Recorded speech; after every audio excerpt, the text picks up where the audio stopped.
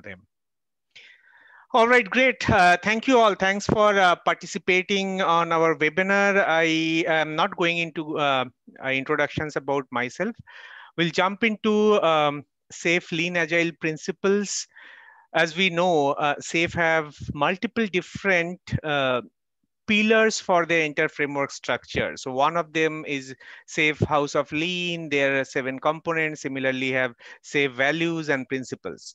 So when we talk about principles, SAFe have 10 primary principle from 5.0. Earlier, SAFe used to have 9 principles, but we'll try to look into that. What are those 10 principles? But we'll cover only the first 5 of them. So before we start, let's talk about why we need to focus on principles. Means what is the fundamental of principle?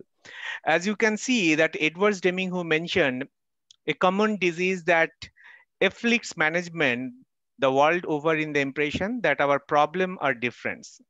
So they are different to be sure, but the principle that will help to improve the quality of products and services are universal in nature. So when I'm talking about building any enterprise class software and cyber physical system, is one of the most complex challenge our industry faces today. And of course, the enterprises that build these systems are also increasingly sophisticated. They are bigger and more distributed if we compare with last 10 years or 12 years or 20 years before. They are going into multiple mergers. They are going into acquisitions. They are distributed, going into a distributed mode, or they are going into multilingual environment, multilingual development, onshore, offshores, and that rapid growth is happening. Yeah, whoever is not speaking, can you please go on mute? Let me put that person in mute. Yeah. So the advantage, or fortunately, what we can say, we have that amazing bodies of knowledge, that is the SAFe knowledge that we are talking about. Along with that, the industries is gathering knowledge, not only SAFe in Agile or any other frameworks we talked about. They are going into a much more maturity by gathering the knowledge they have gone through. And that's why the principles and methods, they are actually coming into bringing up that lean system thinking in such a way, and they're maturing it up in such a way that product development flow practices and the lean process is more streamlined, or what we say is more controllable. When we talk about SAFe, why these 10 principles? As we are talking about SAFe principles, we'll focusing more into the SAFe part of it. So the goal of SAFe is, what is the goal of SAFe? To synthesize all those body of knowledge the SAFe has. They will be synthesizing that, and along with they learn different lessons from multiple hundreds of deployments they have done. So let's not talk more theories over here. Let's jump into understanding what are those 10 principles are. So if I talk about those 10 principles, SAFe is based on 10 fundamental concepts that have evolved from agile principles and methods. So it's not something SAFe have just generated once they have started. They inherited or evolved from the basic agile values and principles. We know agile have 12 principles and 4 values. Keeping those in mind, those actually evolve, where they looked into the structure of scaled agile or scaling up the agility, how the system thinking will be more effective and how they will do that. They will talk about observation of successful enterprises. They have observed how enterprise are practicing, what are the failures they have, what are the bottlenecks they have, and what kind of principles they can bring in to streamline them. So each of those principles described in detail in an article by that principle's name in Scale Agile website. If you go into Scale Agile website, you will get all those principles with much more details over there. Here, we will try to cover a couple of them on a summarized way. Let's see what are those 10 principles are. So we have 10 principles. Take an economic view, number 1. Then we'll go into apply system thinking. Then assume variability, and preserve options. We have built incrementally with fast integrated learning cycles. We'll talk about base milestone on objective evaluations of working system. The sixth principle is visualize and limit work in progress, reduce batch sizes, and manage queue length. The seventh one is apply cadence, synchronize with cross-domain planning. Eighth one is unlock the intrinsic motivations of knowledge workers. Ninth one is decentralized decision making. And finally, from SAFe 5.0, we have one more principle, that is the strength principle, where we talked about organize around value. So today in this webinar, we will be covering the first 5, and in our next webinar, we will be covering the rest of the 5 principles. So let's start with the first principle, that's called take an economic view. So what is take an economic view? Before we start or going into details of that, let's try to understand what lean says. So when we talk about lean, lean says achieving the shortest sustainable lead time with the best quality and value, which needs the understanding of economics. Where if you don't do that, you may face that technical component system may cost too much to develop, or your manufacturing cost is increasing uncontrollably. It's taking too much of longer time to deliver, or your operating cost is increasing. So if I realize the goal of lean, which means achieving the shortest sustainable lead time with best quality and values, that requires understanding the economics of a mission. Without that, even a technical competent system may cost too much to develop, and it may take little more time or longer time to deliver. So to incur the exorbitant manufacturing or operating cost, it is not advisable to go into this traditional way of working. We'll try to differentiate what is the difference when I'm talking about take an economic view in SAFe and compared with the traditional way. So the entire chain of leadership, or even you can talk about the managements that we are working with, or the development teams, who also known as the knowledge workers, must understand the economic impact of the choices they are making.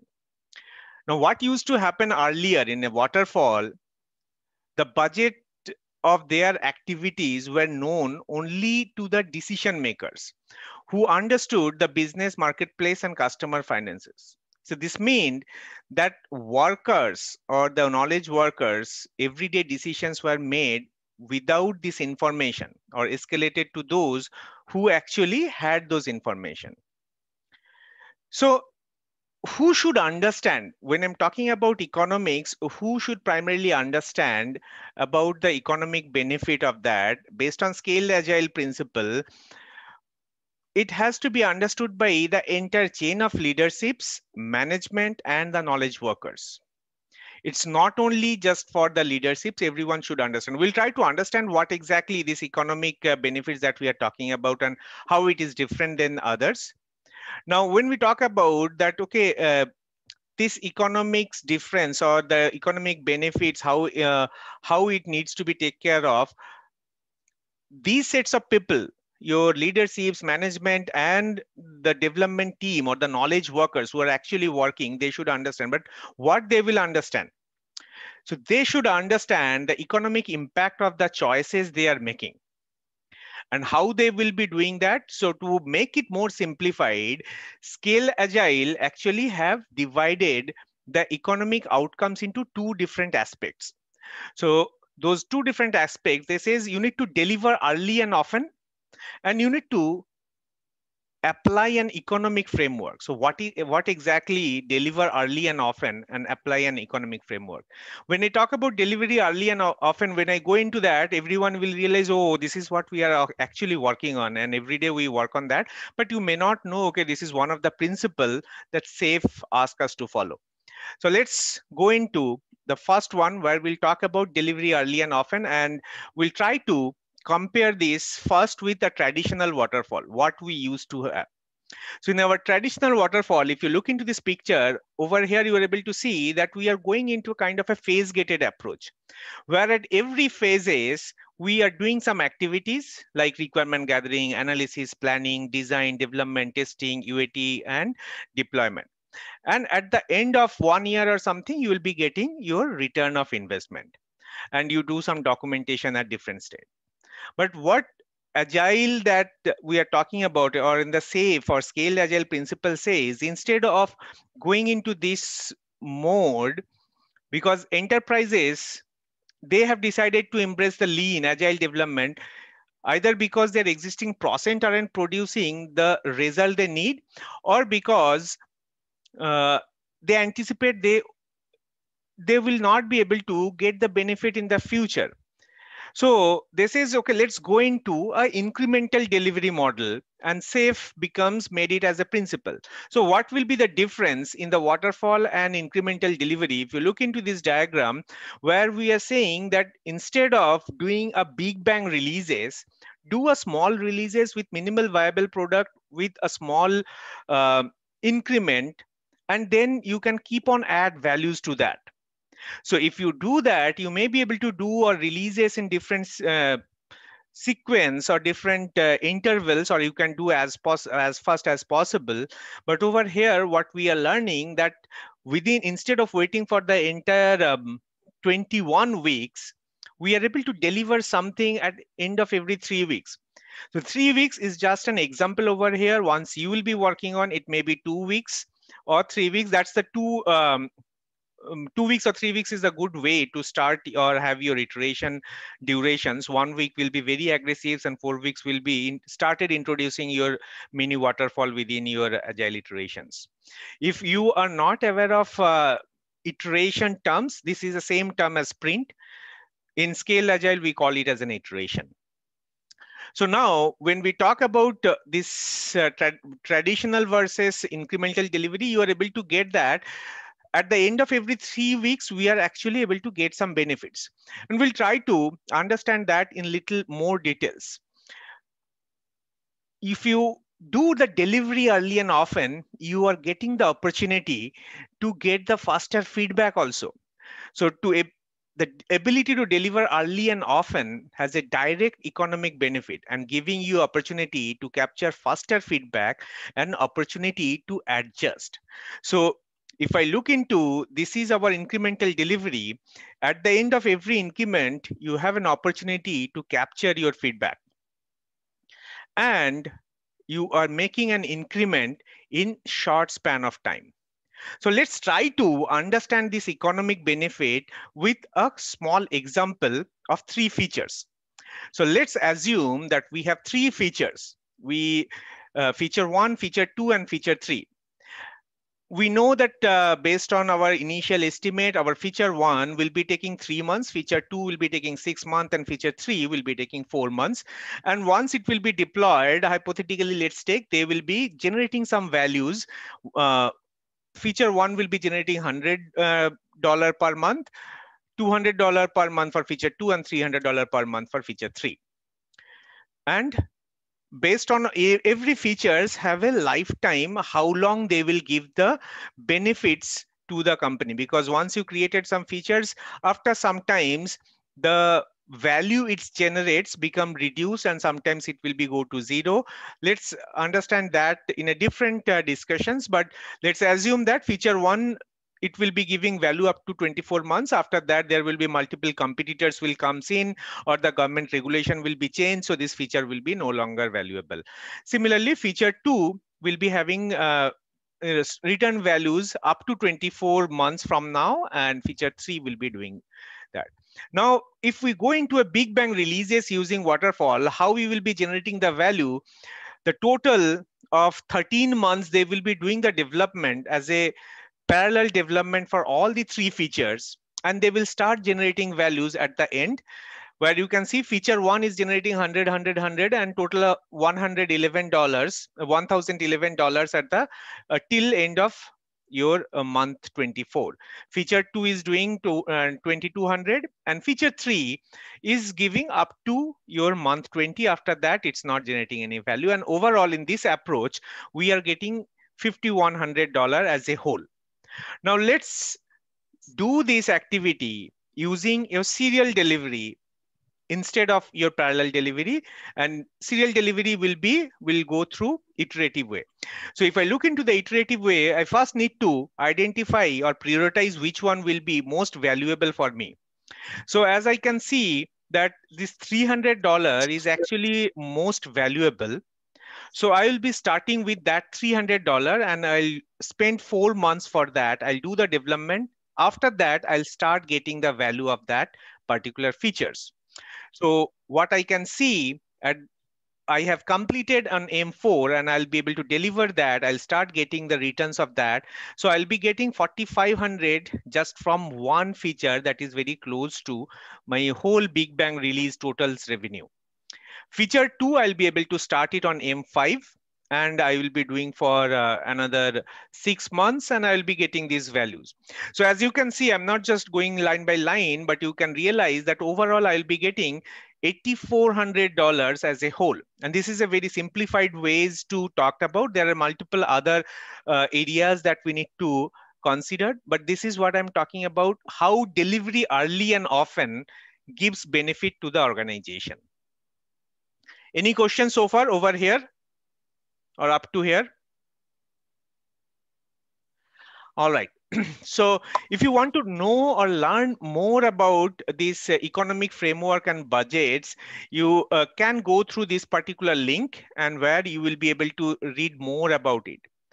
We'll talk about little more about how you can apply this economic framework, a comprehensive economic framework. We need to understand the 4 factors that we need to take care of: that operating with lean budget and guardrails, understanding solution economics trade-offs, and leveraging suppliers and sequencing job for the maximum benefit.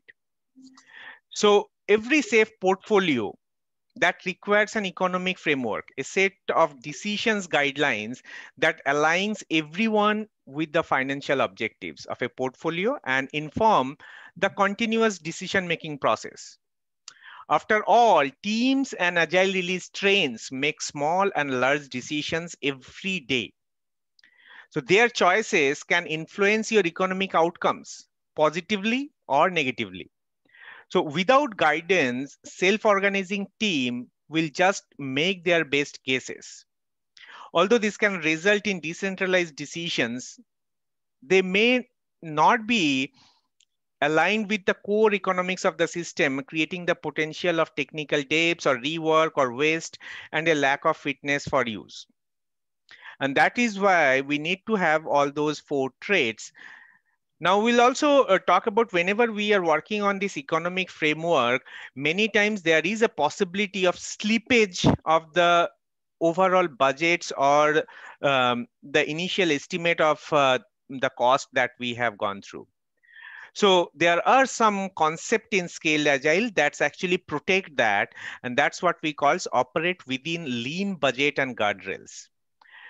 So there are 4 guardrails. We will not be going into very details of all those guardrails. One is your investment horizons. Second one is optimize value and solution integrity with capacity allocations.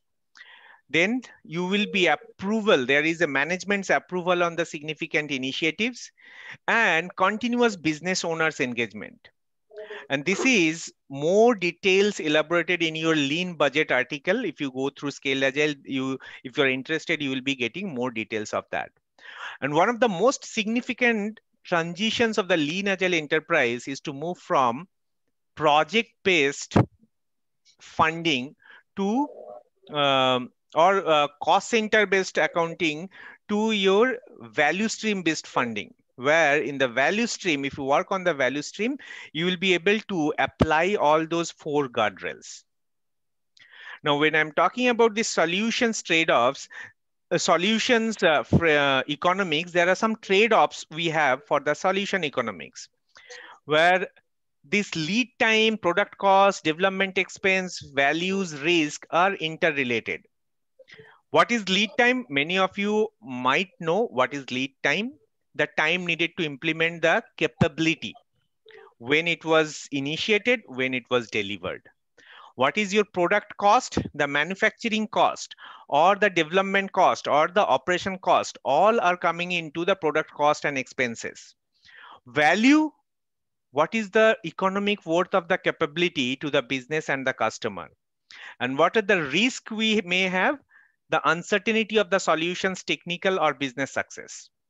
Now, if I look into this particular diagram, the arrows in the diagram are the key to the model. They illustrate that changing any variable or any areas can have an impact on others or more within this diagram. So for an example, a company can add developers to an initiative that is behind schedule, but that will also increase the development cost. And if the development cost drive the production cost up, the economical pricing may become unrealistic. So understanding how each variable influence the others is the vital to making the proper trade-offs. Right? Any questions anyone have for the principle number 1? No? All right. So we'll go to the next. Yeah, someone one.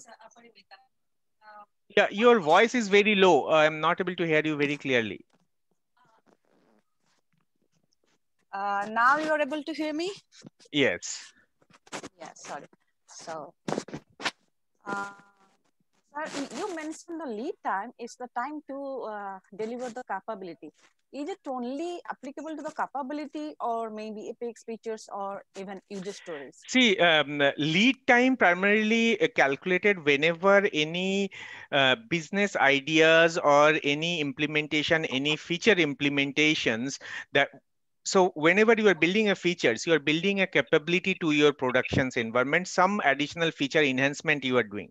So any such initiatives, whether at a feature level or even any MVP level, when you have a concept, when the clock starts ticking, when you delivered, you calculate how much time it took. That's the lead time. It's not only, so when you're talking about capability, don't just think about the capability in terms of your work Like items that portfolio mentioned in your solution level. It's not that capability. It's the capability in the literal English terms, what capability is. Okay. I thought, like big chunk of requirement that No. think in the portfolio level. No. So second question is, you mentioned like phase get waterfall, maybe agile is mini waterfall. So can you consider agile is also mini waterfall? But I have some dilemma. How we can say, because it's phase gate, we can't move unless until the previous phase has not been finished or No. See, previous phase over here, we are not going into phase gated approach. We are not doing development of all items and then we are starting testing of all items. Let's assume there are only 2 phases, development and testing. So what we need to say, if you have 10 features, just pick one feature, do the development, then do the testing, deploy it. Then pick the second feature, do the development, do the testing. So you are not completing the interface, you are doing a feature level development. Yeah. Right? You're getting my point? Yeah, I got it. My question is, like in Agile, though we are most of the time covering all the phases in one sprint or maybe in one period. Your voice is still, I'm not very easily able to understand. Can you speak a little loudly or come close to the microphone? 1 second, sir.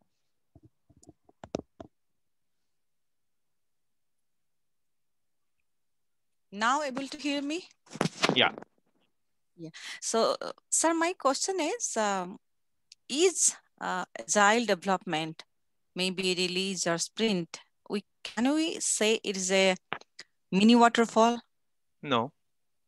Okay, thank you so much. Because I had this question in my interview. I thought those phases may be in that sprint or release, but the rules or principles were not following. The design or design documents, it can be modified Yeah. anytime. So Requirements you evolve may over be time. comparing it with your current work environment, how they are doing it. They Mm. may needs to change the way they are doing, or maybe in some areas they are still not yet into working on agile. Because what we are talking about, so, the economic trade-offs or the deliver early and often, it's not Mhm. only SAFE's principle, it's your agile Agile. key values is that. Okay, got it, sir. That means we can say I was not considering about the safe, just in Mhm. overall, whether Right. agile development is can be considered as a mini waterfall or not. In my view, No. no. Yeah, thank you so much, sir. If you are doing mini waterfall, that's an anti-pattern of agile. So you should Got it. stop that. Yeah. Right? Yeah. Okay, got it. All right. Any other questions anyone have? Otherwise, I'll jump into our next principle, and that is what we call as apply system thinking. So let's start talking about apply system thinkings. There are a few attributes we need to first learn about system thinkings. So the attributes, there are four attributes that we have, that optimizing a component does not optimize the system. For the system to behave well as a system, a higher level understanding of behavior and architecture is required. The value of a system passes through its interconnections, and a system can evolve no faster than its slowest integration point. So, when I'm talking about value flow, a system is only the sum of its all component or all parts. And it is the interconnections of those parts that produce the value. Why? Because an independent component may not be able to give the exact value the large enterprise is assuming your business is expecting. You may delivering it into small components, but all the component needs to be integrated. Now once you comes into agile, that integration should not be in silos, that has to be a continuous integration points. So when I'm talking about a system design, we need to have a mechanism where all the components can integrate in an autonomous way, and that reduce the delays. So when I talk about scaled agile framework that guides the development and deployment of this complex software and any uh, solutions that you are building, they are represented by the safe solution objects, right? So team members, they must clearly understand the boundaries of the system. What is the boundaries of the system and what it is and how it interacts with the environment and the system around it. We need to optimize a component, but that does not, definitely your component optimization is there, but if you just optimize one components or few components, your system will not be optimized, and those few components will become selfish. If you want to have the system to be perform better, we need to optimize the whole system, all the components along with their interconnections. So when we talk about these systems, so for these, there may be multiple different small components. Somewhere you are building, for an example, a mainframe integration. Somewhere you are doing large data processings. But when you are delivering it, you may need to deliver as a whole. For an example, if you are building a car, there are multiple belts, they are creating different parts of the car. Some belt, they are just developing the steering. Some belt, they are developing the tires. Some belts, they are developing the engines. As a whole, they needs to keep on integrated with one part to another part to get your entire car built.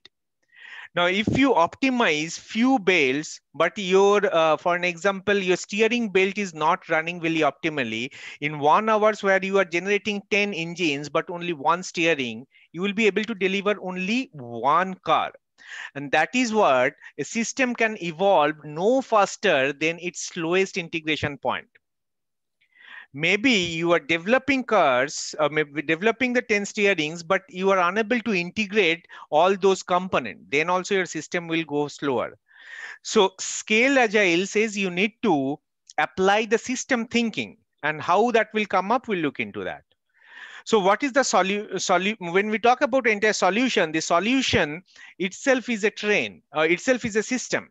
So let's try to understand the complex technology-based system. What is, if I looking for solution objects, they goes into a value stream where you are creating multiple different components. Like one is in web applications, you are making some medical devices, some applications or APIs. And once you will integrate them, it will generate a value. And Demings commented that a system must be managed and leads to some critical insights. So what are those critical insights? If you want to make a full value stream, provide you faster value, you need to follow a couple of critical insights. So the insights, if I talk about, your first insight is boundaries of the system. The team member must understand clearly the boundaries of the system, what it is and how it interacts with the environment and the system around it. When I'm talking about optimize the whole, optimizing a component does not optimize the system. That's the example that I have given. And components can become selfish and hog the resources. Similarly, we have our third one, the third critical insight, understanding of architecture is very important. For the system to behave well as a system, intended behavior and some higher level understanding of its architecture, how the component work together to accomplish the aim of the system, how that can be integrated with each other, that must be understood. And that is what we call intentional design, that when you are starting it, you need to have that intentional design. And that's the fundamental of the system thinking. The G is missing here, but that's system thinking. And the fourth insight is continuous attentions to interconnections. So the value of a system passes through its interconnections. Those interfaces and the dependencies they create are critical to providing ultimate value, and the continuous attention to those interfaces and interactions is vital. And the fifth insight is slowest integration point. A system can evolve no faster than its slowest integration point. The faster the full system can be integrated and evaluated, the faster the system knowledge grows. So now if I want to look, this is a solution I'm talking about, but is solution is just a system or something else can be treated as a system? So the enterprise, the enterprise building multiple solutions is a system too. So when I'm talking about an enterprise who built these kind of solutions, they have different processes, different people's working on, different managements are there, and that's also form a system. So it's not only the internal system, you can think about this particular area of entire organizations or enterprise, including their processes, people, managements, how they are interconnected with each other is also a system. And to this kind of systems, we have some critical insights. So we have cultivate the environment. Like building a complex system is a social endeavor. Therefore, leader must cultivate an environment where people collaborate on the best way to build better system. The second one is trust supplier and customer as partner. So if you're looking into enterprise level systems, these are the insights. Suppliers and customers are integral to the value stream. They must be treated as partner based on a long-term foundation of trust. And the third one is optimize as a whole.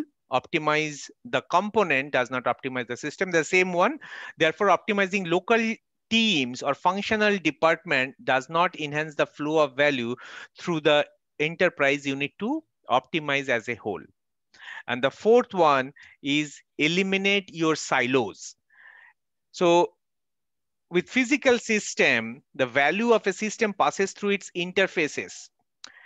So accelerating flow delivery requires eliminating silos. Any component that are working on silos, we need to eliminate whether that silos or that component to replace with some component that can integrate, such as agile release train and solution trains is a very good example of integrating multiple silos into one common area. Multiple times we are looking into the one insights optimize the whole. What exactly we mean by optimize the whole? If I look into this particular diagram over here, we can see that we have a concept to cash flow where we are building multiple components in our value stream, and we repeat that to continuously deliver few concept so that we can generate the cash. And this is where we have the customer lead times. Now, how we can optimize that? So before we talked about how we can optimize that, let's try to understand what is the value stream mapping and why we need to do a value stream mapping. A systematic way to view all the steps required to produce a value. The leaders can see the process steps that is adding value. Now, if I look into these particular steps that we have where we request, we do brainstorming. For an example, these are the steps of a value stream. These are multiple steps. Then we'll go into refine, then we'll do develop, then we'll do verify, and finally we'll do deploy. Internally, there will be different interconnections from one component to another component. So from request to brainstorming, it may goes to reach to address by architects. Then architect team will send it to product team. They will refine, then send it to development team. The development team will develop, then to production verifications, and they will verify, and to operation, it will be deployed. If I look into each steps, how much time it's taking, maybe every of these particular step is taking 1 hour, 1 hour, 4 hours, and something like that, and total 11 hours. But when I'm talking about the interconnections, when we are sending a request to brainstorming, that is where it's taking time. This is a bi-weekly review of new work, means an average wait of 1 week is happening here. Wait of production and ARC teams to work together and finalize the work. So there is some delays happening here. So this is a typical way. If you're not following a safe principles, you may be able to see these are the wait time in between is happening. So total the work we are doing kind of 11 hours, but instead, as the integration points are not very well established, there are 7 weeks of delays is coming up. And that is what we need to optimize. We cannot just optimize in this area, because if you want to think about from this concept to deploy, entire chain has to be optimized wherever there is a delay. So now we'll come to these questions. How can we optimize this? So first try to understand who will be the person who have the authority to change all these, because this is something management's intervention is very much important to change that. Some of your SPCs or some of your experienced people will highlight that, but the ultimate decisions for this is not a decentralized decision. This kind of decision has to be taken by your management. Why? Because only management can change the system. We are not talking about a local changes. We are talking about a system change. So this exhibit and teach system thinking and lean agile values, principles, and practices. Your management, if you involve your management, they will engage in solving problems and in eliminating your roadblocks and ineffective internal system. Apply and teach root cause analysis and corrective action techniques, collaborate with the teams to reflect at key milestones and identify the address shortcoming. Take a long-term view, investing in enabling capabilities such as infrastructure, practices, tools, trainings that lead a faster value delivery and higher quality and productivity, and foster a continuous learning culture that includes relentless improvement in the applications of system thinking. So only management will be able to do. So now everyone, you got the idea what is apply system thinking is. Any questions anyone have?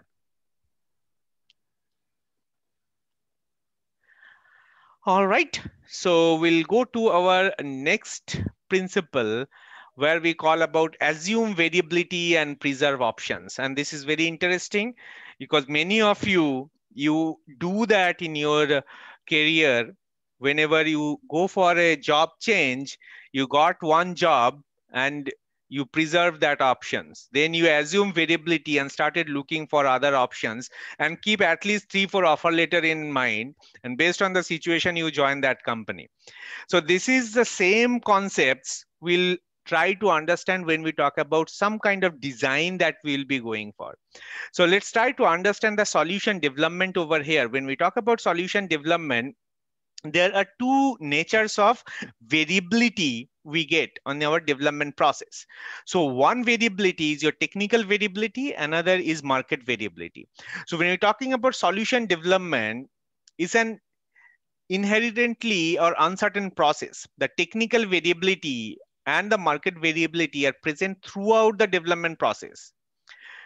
Innovative new systems, you are creating innovations or you are creating new systems through your innovations.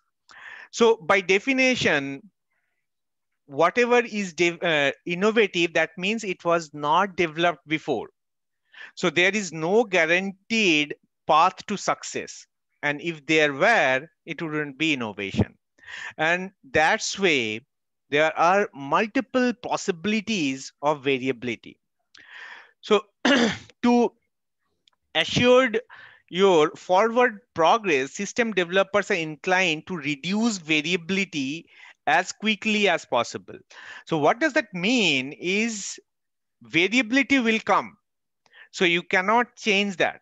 But if you know that variability will come, you may need to have some mechanism to change to a new design or adapt to the variable new demand for quickly. That is what we'll be talking about, how SAFe help you to move towards a most optimized option that is so far identified is most suitable to the current business need or our architectural need. So that's happened by a system that's called set-based system. So when we're talking about the innovative systems, that means it was never deployed before. So no foolproof path to success is defined. And that's way we need to manage our variability and preserve options. And that's come through a technique that called set-based design. Set-based design, we'll talk about what is set-based design. So traditional or sequential stage-gated development practices drive developers to quickly converge on a single option. So first, let's try to understand in waterfall what exactly happened, or the traditional way, what exactly happened. As you can see in this picture, we have a cone of uncertainty. What is cone of uncertainty? That means you have lots of uncertainty at the beginning, and over time, once you go and progress towards end of your development or end of your solution development, you gather much more knowledge and your uncertainty goes narrows. But when you actually have started, you started with a point-based solution. I'm talking about waterfall, what they used to do. And at the very first level, they did a requirement gathering and they completed the requirement. They did their design, then they completed their development, and finally they planned their deployment. And this is a one way they are continuously going on a same directions they have actually identified. But by the time they reach here, it may past 6 months or 9 months, and they realize what exactly the current market trend is and what exactly the demand is, the architectural new technologies has came up. We need to actually deliver something like this. So they will try to adjust that at some point of over here. Okay, they realize something at this point of time before deployment, they want to adjust that. But if the adjustment is that big, they will not be able to do that adjustment. And that's the problem we face in our waterfall. And they will be end up delivering with whatever they have completed up to here. And that will create a chaos. That is what we needed. Now, what Scaled Agile says instead of going on a point solutions, you should go for a set-based design, or say make a multiple sets of design. It also known as SBCE, set-based concurrent engineering. So what is set-based design? We know that in an iterative way, we are doing a very frequent feedbacks. So let's assume we are taking feedbacks in different intervals within our process or within our development life cycle. So set-based design says you need to design with multiple sets of design. Maybe there will be few variations, and once you will get your feedback after certain intervals, you will realize, okay, these three design may not be work for us, or these four design may not be work for us. So you will eliminate them. You will continue working with or these three designs, and finally you will say, okay, after the second feedback, you say, okay, this is the final design we'll go with. So over here, instead of creating a new design, you already have started with different sets of design. Now, many people says whether that will be taking too much of time to create these many designs, but actually you are not creating an entirely total new design sets. You are having few variations based on your understanding that, okay, this can be different situations. Let's make a little variations of the design A. Design B will be having little more differences from design B, and design C will be having some differences along with that. So if you compare with design A and design G, there will be lots of difference, but those if you look into one design to another design, there will be a little more variations. Now, once you do the same practices with waterfall, you can able to adjust if the adjustment is small at some point of time, but you are not getting the feedback in between. So you are not able to do this adjustment over here. You are doing the feedback at the end where you have lots of differences. So you'll not be able to adjust that much.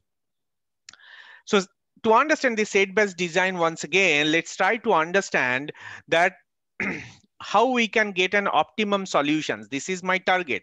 I also have a cone of uncertainty, and within my cone of uncertainty, I know there are multiple different feedback loops I have. So the process leaves the design options open for as long as possible, and converge when necessary, and produce more optimal technical and upcoming outcomes. So what they will do, they will actually go in these ways, where you have few sets of design at the beginning, then you have eliminated few, then you have eliminated few, and finally what you are delivering, that's the optimum solution. All right, so this was your principle number 3. Anyone have any questions? No? I just want to know when this happens, actually, when we do this multiple options design, which phase? Which phase? Yeah, I mean, after once our requirement is fixed. So design over here also, you don't do upfront designing for the entire solutions. If you look into your architectural runway of your scale agile, where if you remember, the initial part on the left hand side part is more prominent and right hand side part is transparent. That's why, because you design for upcoming few PIs or few iterations, and your design is also something that's evolving. You don't define the entire design at the beginning, and that's where you are able to have that scope to modify the business necessity over time. So when you start your any value stream, before you start your PI planning, the architectural team make an initial design, and that design is not for the entire solutions to start the train doing the development for one or two PI, and they continuously do the design. So it's a continuous effort. It's not one time we done it and it's completed. Right? Thank you. All right. Anyone have Sir, any other question? Yeah. I have questions just on top of Sabita's questions.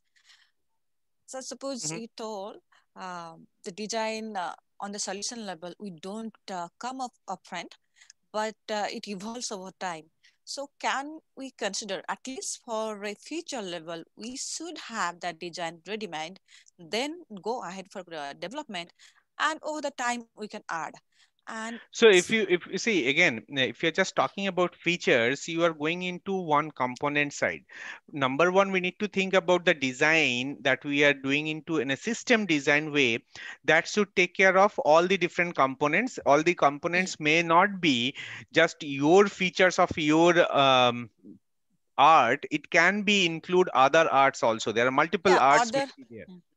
So whatever the design is created, that designs you will be consuming within your art and apply for your features.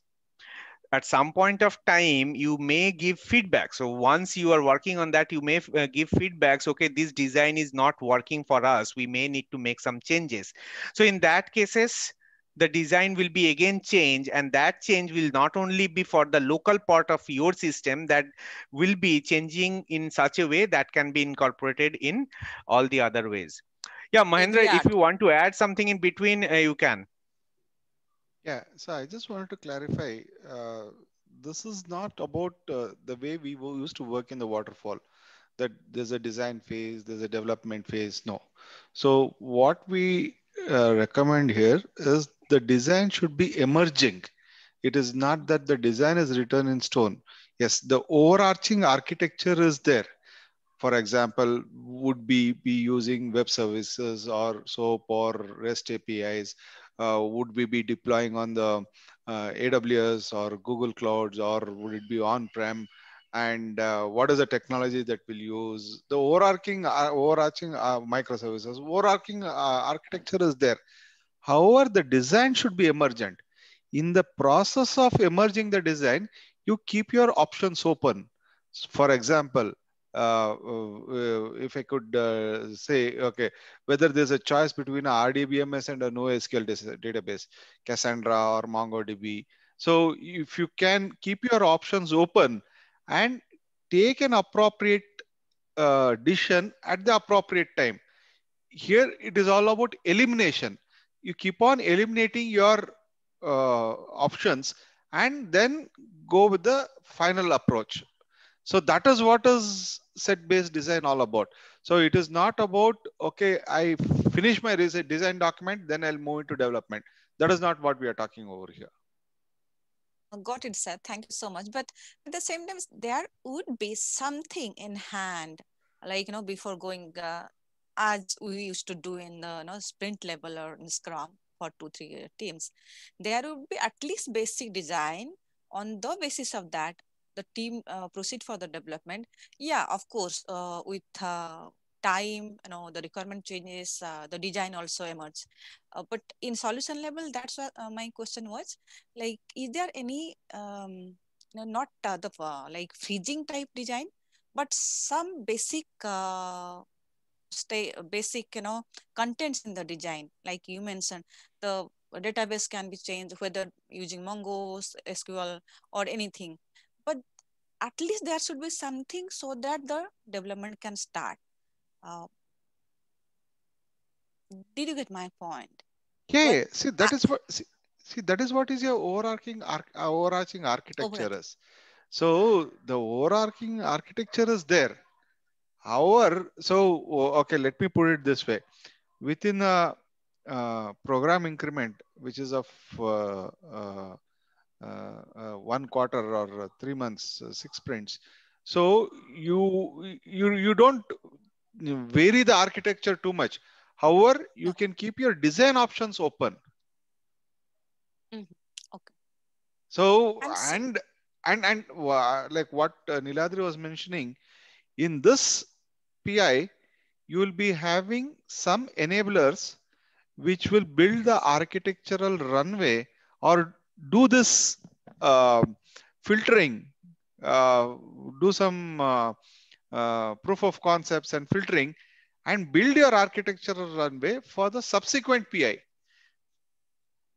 okay. So that is what we are telling over here. You eliminate your bad options and then go with the final one. Don't directly jump to the one that is popular. So if I give you a choice, okay, which is the database that you would go with? So the most popular one, and if you don't have any budgetary constraints, you'll say, I'll go with Oracle.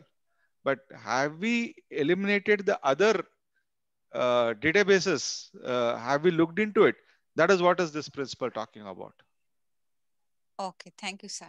Sir, just related to this question answer, as Niladi sir mentioned, like the design should incorporate all the different art, not necessarily, for particular art, it should be like this.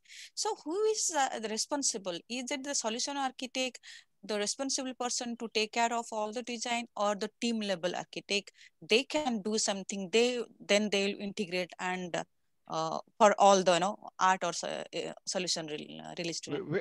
Very good point, Niladri, before you take it.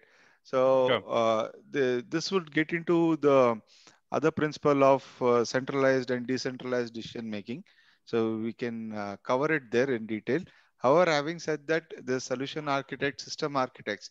So the decisions that affect the bigger enterprise and which are not done frequently is done at a solution or a system architect level, and which are frequent is done at the local level. Okay, got it, sir. Thanks. It can be done at the team level. Thanks. Yeah. And which requires urgent response also. That is one more factor of a decentralized decision making. So that is another principle that we'll cover later. Right. Yeah, Neela, if you might want to add. Yeah, so that's what I'm talking about. Any decisions that's very frequent or that's very local to that will be decentralized. Now, when we create any architect, if you look into the optimize as a whole architecture, we don't build it for only for the team and another architect with for another team. If you look into a proper architecture, all the small component design are connected with a large design, and those are connected. So when you are creating an initial level overarching architecture that may connect all your arts, and within that arts you may able to make some local design for the team specifically working on. So every team or every art, they may have some local design connected with the overall the large architecture.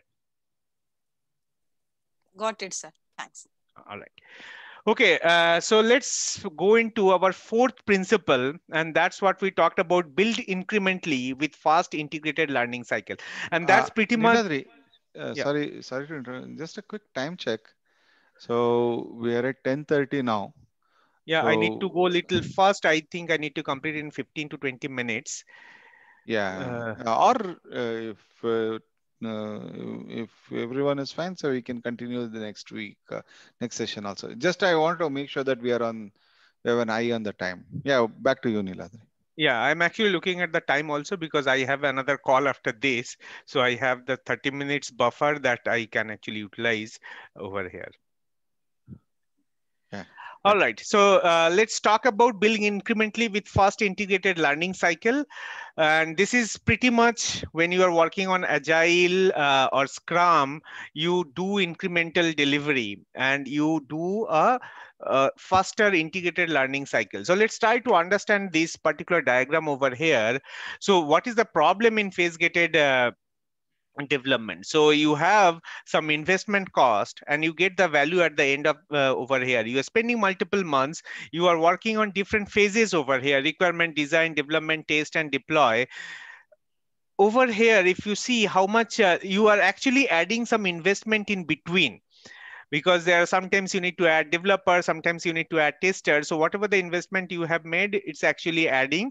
And finally, you get some value. So little to no actual value is provided before all the committed features are available for the program, or the program will runs out of money. No meaningful feedback during the development or other phases, no customer evaluations in between.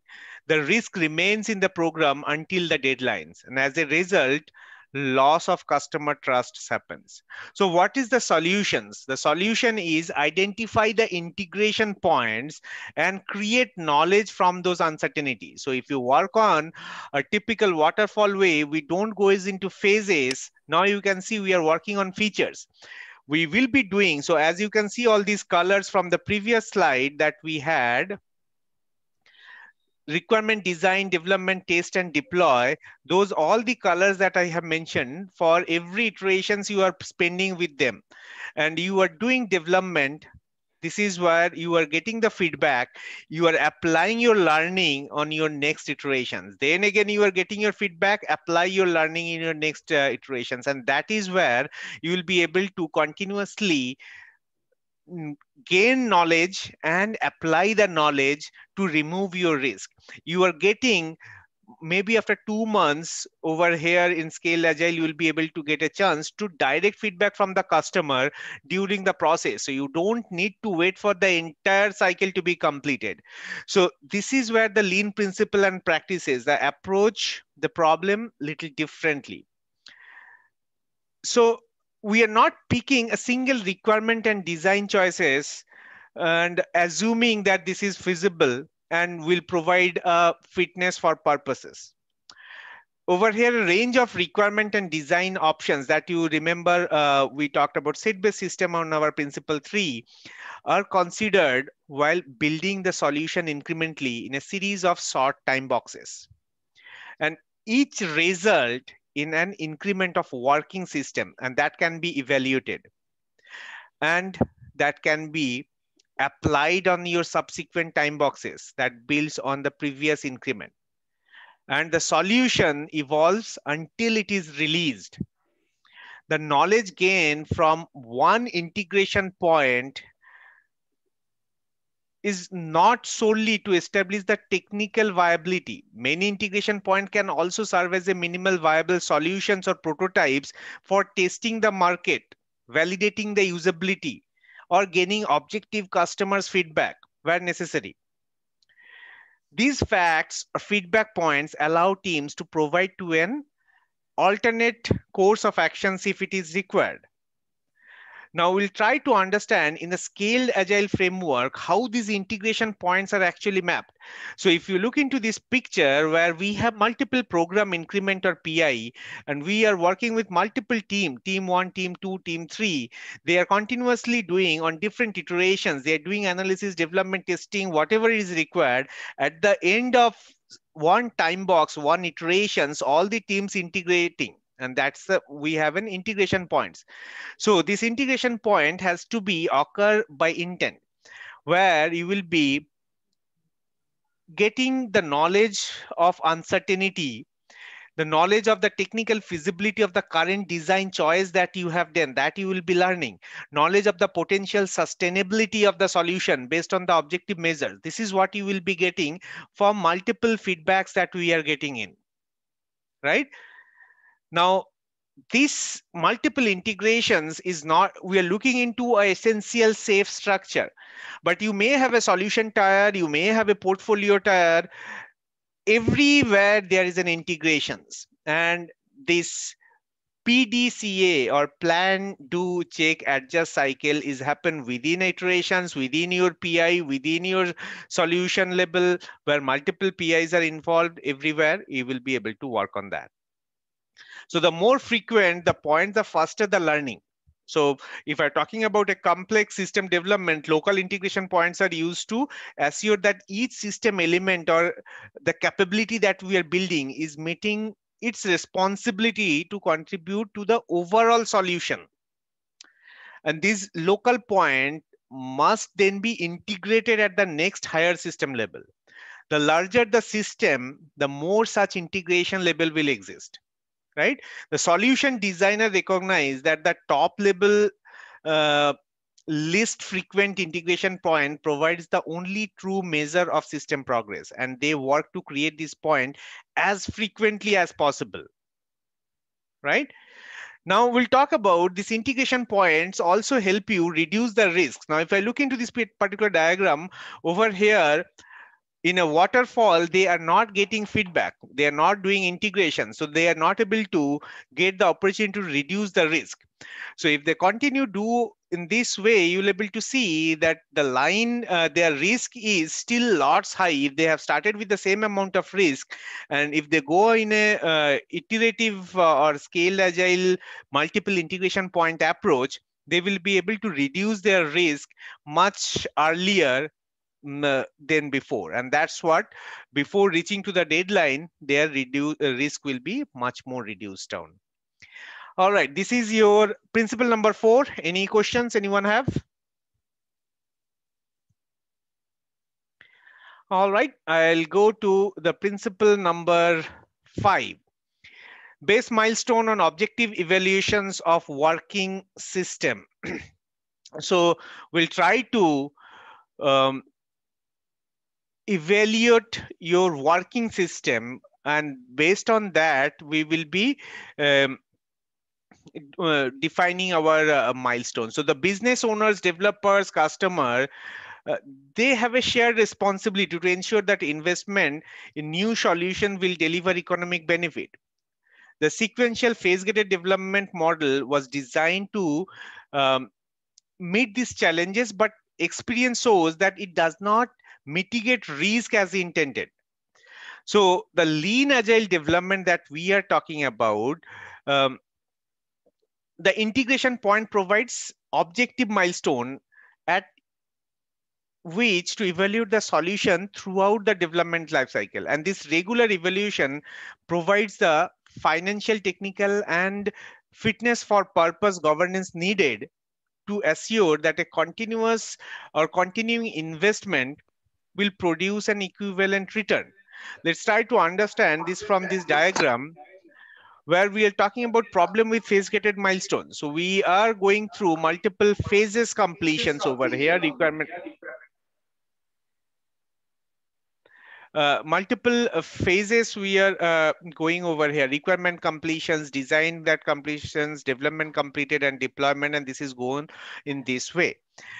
And this caused a problem in the failure to recognize centralized requirement. Okay, too early design decisions, point-based solutions, or large batches. So when I'm talking about these phase-gated milestones, those are not arbitrary. They follow a seemingly logical and sequential process. They the discovery of the requirements, or the designing, development, test, delivery, those all are a sequential process in waterfall. And of course, it hasn't always worked out all that way as it was initially planned or thought of. And the cause of the problem is the failure to recognize the 4 critical error factors that you are looking at in the screen about the assumption that phase gates reveal real progress and they will mitigate the risk. That doesn't happen. And that actually creates your wishful thinking. So what is expected? We need to have the milestone evaluations based on a working system instead of assumptions that this is something might have got completed and will be able to deliver something. We don't need to go into that. So when I'm talking about this cause of the problem in the failure to recognize centralized requirement, what is centralized requirement? Centralized requirement and design decision, those are in waterfall work in silos, and these siloed functions that do not actually build the system. When I'm talking too early design decisions, in this waterfall approach, we are forcing too early design decisions and false positive feasibility. So an early choice is made for the best known options at that time, and development proceeds under the assumptions that everything is on track. And now what happened later, it's discovered that the chosen path is not feasible. Now we'll talk about the this third one, point-based solution. That is the just opposite of your set-based system. It calls about a point-based system, where instead of multiple sets, you just following one point and assuming a point solution exists that can build it correctly at the first approach or first attempt. And this ignores the variability or the market change or the market demands is changing. And in the process that you are building, it provides no legitimate outlet for it. And variability will find a way to somehow surface out and that point of time, you don't have a quick fix or quick turn to a different design. And if this is where in waterfall you work on a parallel delivery. You started with a large batch of size, multiple items you are work with, and making upfront decisions that creates large batches of requirement, code, test, and long queues. And this leads to a large batch handoffs and delayed feedback. So what's the solution? The solution is base milestone on objective evidence. Over here, at every integration point, we need to demonstrate some evidence of the feasibility of the solution is in progress. So clearly, the phase-gated model does not mitigate risk as intended. So different approach is needed. And that's what we talked about in principle number 4, that build incrementally with fast integrated learning cycles that provides eliminates of the solution to its any uncertainty that we are looking at. So throughout development, the system is built in increments, each of which is an integration point that demonstrates some evidence of the feasibility of the solution in progress. So unlike phase-gated development, every milestone involves a portion of each step. Requirement, design, development, testing, everything will be going in together for every milestone or integration point or demonstration interval that we have. And that's where it's make this principle meaningful. Base milestone on objective evaluations of working system by doing a demonstration of a working system instead of having assumptions. So that is what we had, our 5th principle. Any questions anyone have?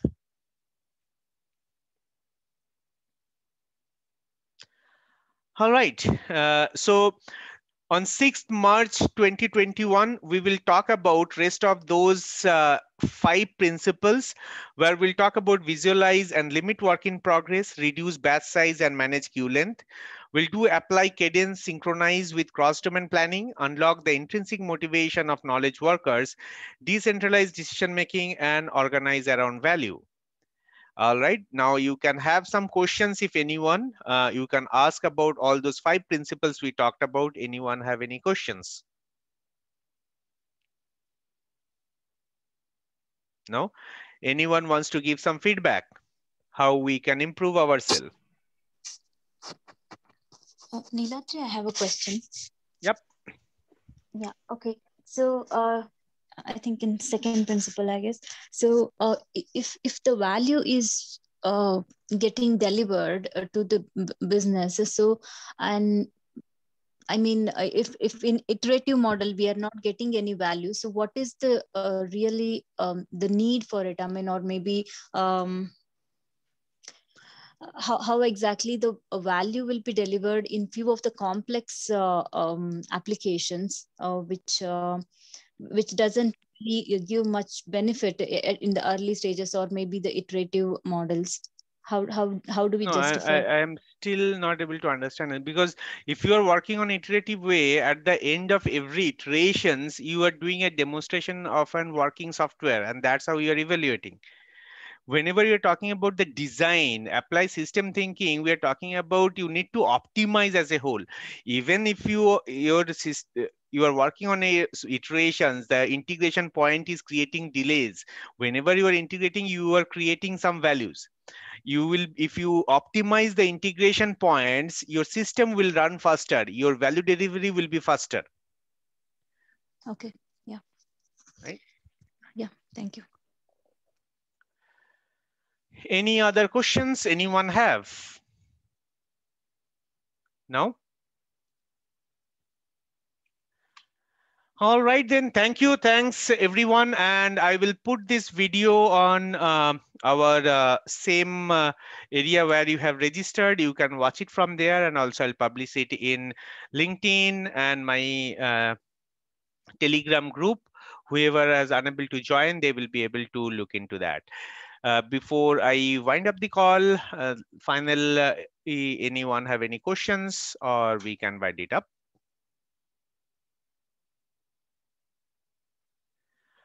All right, great then. Thank you. Thanks everyone. And we'll see you once again in our next video. Till that time, have a wonderful day. Bye-bye.